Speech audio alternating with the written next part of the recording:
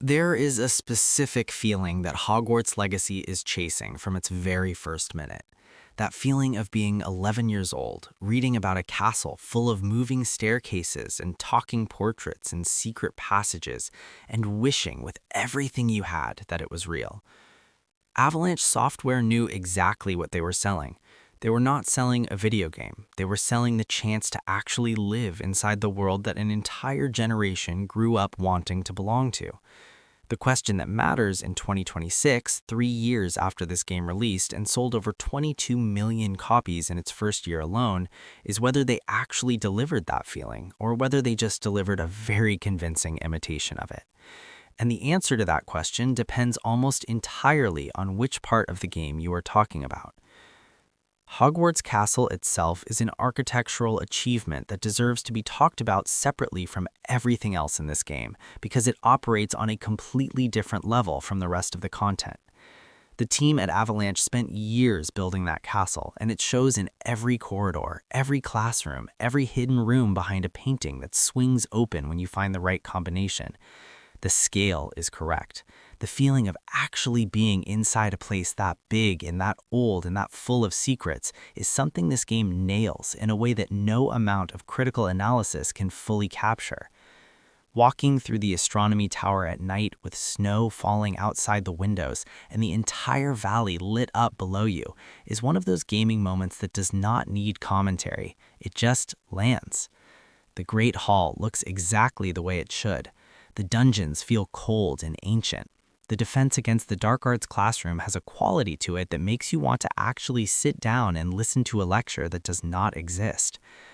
The castle is the game's greatest achievement, and it carries more emotional weight than any single story moment Avalanche put together. The open world surrounding the castle is large and reasonably varied. Hogsmeade is charming and dense and full of shops and NPCs with their own rhythms. The highlands surrounding the school offer forests, ruins, seaside cliffs, goblin camps, and poacher outposts spread across a map that takes real time to traverse.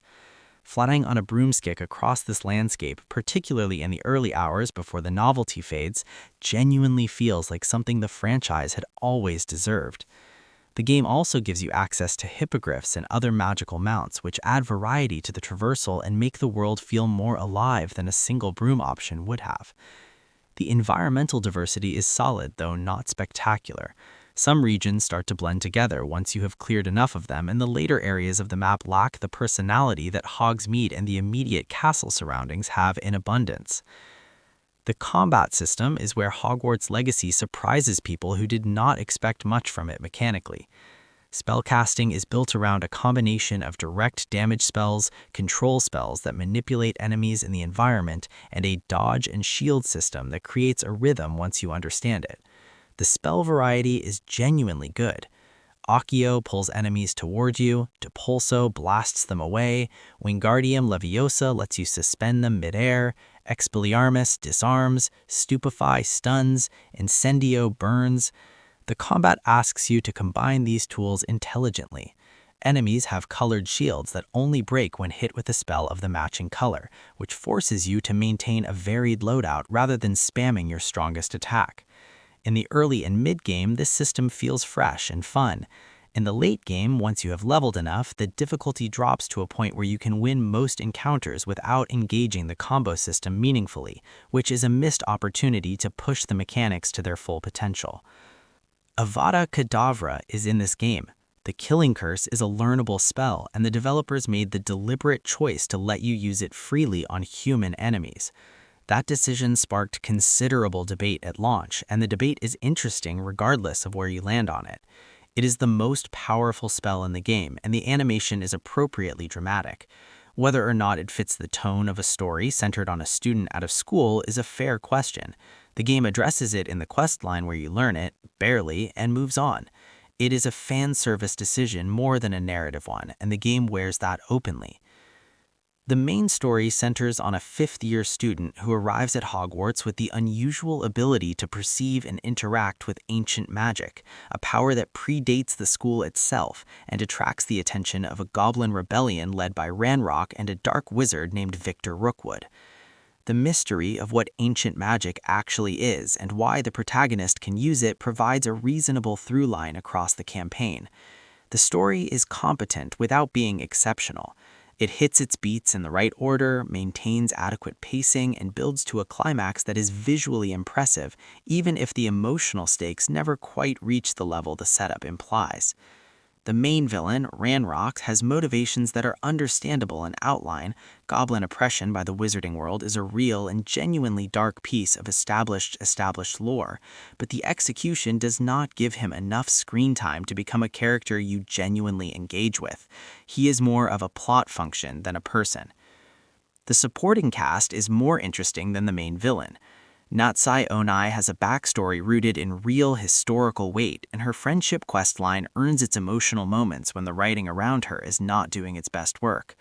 Poppy Sweeting's obsession with magical creatures gives her a specific identity that makes her memorable, even when the writing around her is not doing its best work. Sebastian Sallow is the most complex character in the game by a significant margin, and his questline goes to places that the main story never quite has the courage to reach. His arc involves family, forbidden magic, obsession, and a genuinely painful ending choice that players are still debating years later. If the main story had the character writing that Sebastian's questline had, Hogwarts Legacy would be remembered as a genuinely great narrative game rather than a great world with a decent story attached to it. The RPG systems are present but relatively light for the genre. You earn experience and level up, unlocking talent points to spend across 4 skill trees covering spells, stealth, plants, potions, and core combat abilities. The choices are meaningful enough to encourage thinking about your build without being deep enough to make you feel like a wrong choice will genuinely hamper you. The gear system uses a standard rarity structure, common, well-crafted, superb, with stats that matter primarily in the first half of the game before your level outpaces most content. The Room of Requirement serves as a personal base where you grow magical plants and brew potions for combat buffs, and the Beast Sanctuary mechanic where you rescue and care for magical creatures is genuinely charming without adding much strategic depth. The game knows its primary audience includes people who have never played a deep RPG, and it calibrates accordingly. That is a defensible choice. It does mean that players coming from games with complex systems will find the progression relatively straightforward. The Beasts. The Vivarium in the Room of Requirement lets you keep and care for magical creatures, Nifflers, Thestrals, Mooncalves, Hippogriffs, and several others. The care mechanics are simple and the reward is primarily aesthetic, but the execution is warm and the creature designs are faithful to the source material in ways that the fanbase responded to enormously. Finding a golden Niffler in the wild and bringing it home is a small thing that nonetheless made a significant number of players genuinely happy in a way that is hard to quantify but easy to recognize. The game understands the license it is working with carries decades of emotional attachment, and it handles that attachment with consistent care in the small details, even when the larger narrative structures are less successful. The music is composed primarily by Alexander Lupo, and it does solid work throughout the game without reaching the iconic status of John Williams' original themes, which the game cannot use due to licensing. The original score captures the tone of the wizarding world well enough that the absence of the familiar themes hurts less than it might. The ambient sound design inside the castle is exceptional. The crackling fireplaces, the distant sounds of ghosts moving through walls, and the specific echo that stone corridors make when you walk through them at night. The voice acting is strong across the board, with the English cast delivering performances that feel naturalistic rather than theatrical, which suits the medium better than a more stylized approach would have. From a technical standpoint, the 2023 launch was reasonable on PC and PlayStation 5, with some performance issues on last-generation hardware that were addressed over subsequent months. In 2026, the game runs cleanly on current systems and the visual quality holds up well because the art direction was always stronger than the raw technical specifications.